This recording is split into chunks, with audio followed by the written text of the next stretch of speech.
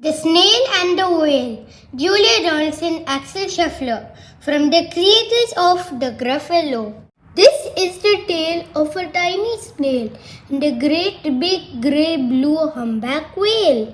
This is a rock as black as soot, and this is a snail with an itchy foot. The sea snail slithered all over the rock and gazed at the sea and the ships in the dock.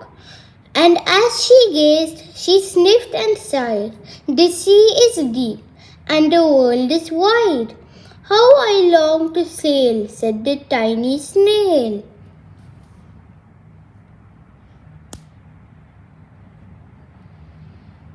These are the other snails in the flock, who all stuck tight to the smooth black rock, and said to the snail with the edgy foot, "Be quiet, don't wiggle, sit still, stay put." But the tiny sea snail sniffed and sighed, then cried, "I've got it, I'll hitch a ride."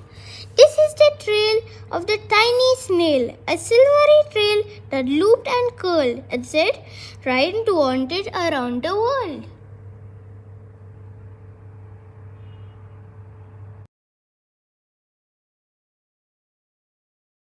This is the whale who came one night when the tide was high and the stars were bright. A humpback whale, immensely long, who sang to the snail a wonderful song of shimmering eyes and coral caves and shooting stars and enormous waves. And this is the tale of the humpback whale. He held it out of the starlit sea and said to the snail, "Come sail with me." This is the sea, so wild and free, that carried the whale and the snail on its tail to towering icebergs and far-off lands.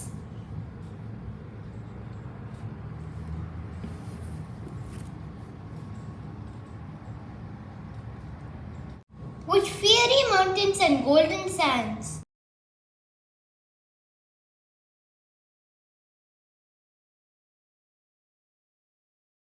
These are the waves that arched and crashed, that foamed and frolicked and sprayed and splashed the tiny snail on the tail of the whale. These are the caves beneath the waves where colorful fish with feathery fins and sharks with hideous toothy grins swam past the whale and the snail on his tail. This is the sky, so vast and high, sometimes sunny and blue and warm, sometimes filled with a thunderstorm with zigzag lightning, flashing and frightening the tiny snail on the tail of the whale.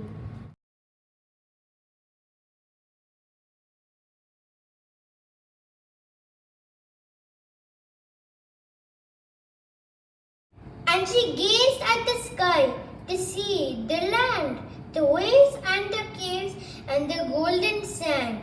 She gazed and gazed, amazed by it all. And she said to the whale, "I feel so small." Then came the day the whale lost his way.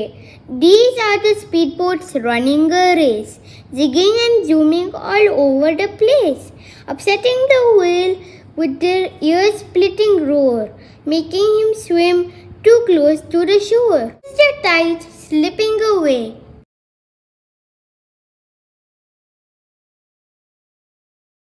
And this is the whale lying beached in a bay. "Quick, off the sand, back to sea," cried the snail. "I can't move on land, I'm too big," moaned the whale. The snail felt helpless and terribly small. "Then I've got it," she cried, and started to crawl. "I must not fail," said the tiny snail. This is the bell on the school in the bay, ringing the children in from their play. This is the teacher holding her chalk, telling the class, "Sit straight, don't talk." This is the board as black as soot. This is the snail with the itchy foot. "A snail, a snail!" The teacher turns pale. "Look," say the children, "it's leaving a trail." This is the trail of the tiny snail, a silvery trail saying, "Save the whale." These are the children running from school, fetching the firemen digging a pool, squirting and spraying to keep the whale cool. This is the tide coming into the bay. These are the villagers shouting, "Hooray!"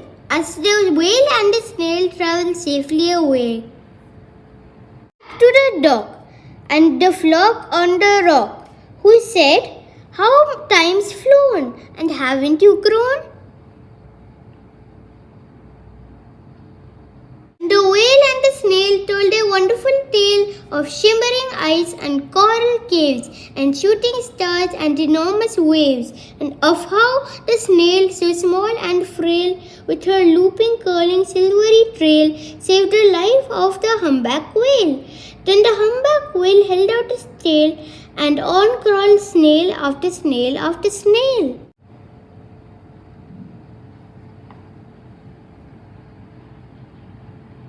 And they sank to the sea as they all set sail on the tail of the great blue humpback whale. The end. If you like my reading, then like and subscribe.